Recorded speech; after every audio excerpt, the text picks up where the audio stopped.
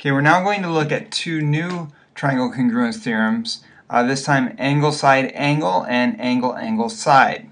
And we use those to prove triangles congruent. Now the first one, angle angle side, is saying that if I have a side and then the two angles that are touching it, or that are using it as an included side, then those two triangles have to be congruent. And we can see that in this example here. Notice I have an angle. We'll say we're starting with the side here. I know how big that side is. In this purple side, I'm telling it how big I want the angle, so it has to open up a certain degree, and then the other one's supposed to open. Now notice how there's only one place where that purple and blue are going to meet, and so I'm always going to get congruent triangles when I'm dealing with an angle and then a side and then another angle.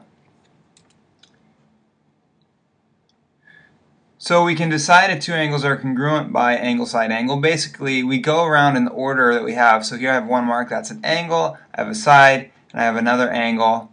This one I also have an angle, a side, and another angle. And then in the third one, my order is all wrong. Now even if we did look, now notice we could use the third angle theorem. We could say, since these two angles are congruent, we also know that the third angle is congruent and this third angle is congruent, which means this third angle is also congruent. But notice that when we look where this triangle over here, the marking is between the 2 and the 3 congruent markings, whereas these are between the 1 and the 2. So this one is not congruent to the first two. Could also have a proof where we're showing two triangles are congruent. So we're asked, they want these two bumpers to be congruent to each other, and we can notice from the angles that we have angle side angle. Now we do have a right angle in this, so in their proof they're going to write a little bit different. They're going to go a little bit further than just saying that it's a right angle. They're going to move on and say that those two angles are congruent to each other, simply because we know all right angles are congruent. We've proved that before. And now we have an angle, angle A and D, side, and then another angle, and we can see on our picture that we've marked them in the right order, and so I can say the two triangles are congruent by angle side angle. The next theorem is the angle angle side theorem, which is saying that we can match it. Notice that we're going around. I'm starting with an angle, then I don't have a side next. I'm moving on to the next angle, and then I get the side.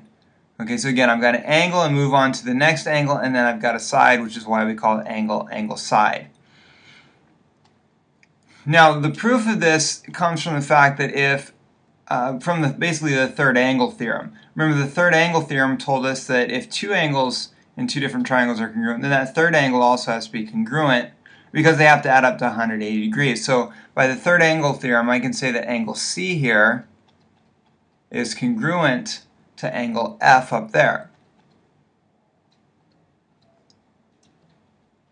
And so I'm marking these congruent. Now we do have angle side angle going from D to the side to F, or A to the side to C. So if I start with A, B, C, let's double check. A is congruent to D. B is congruent to E.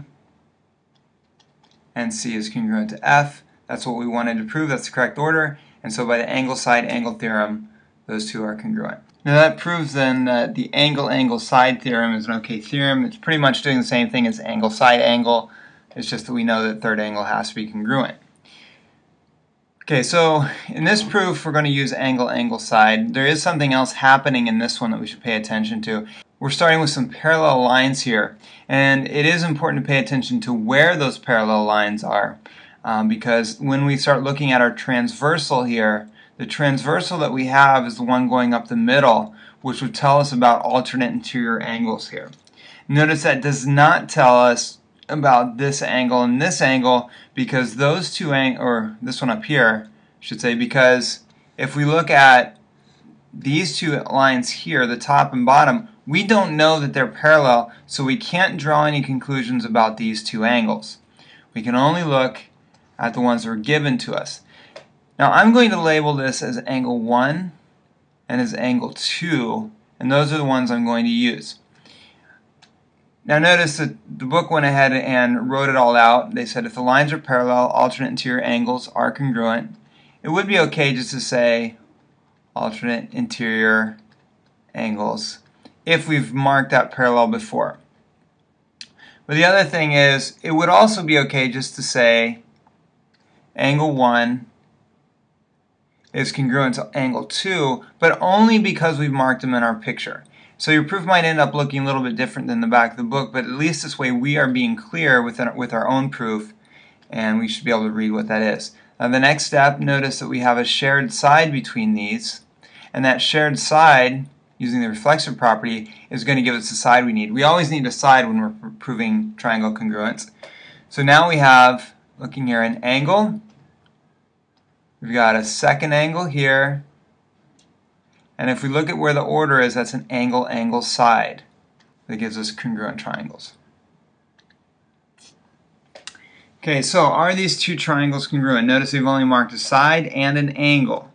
So what we're going to do, we've seen this before, we've got vertical angles here. Vertical angles are congruent. So first we would mention those vertical angles, and then we could say that P to A to R, let's check our order here, triangle PAR. And if we compare it to the other side, P corresponds to S, A corresponds to I, and R sort of reflects back on itself. So yes, they are, and we just used angle, angle, side.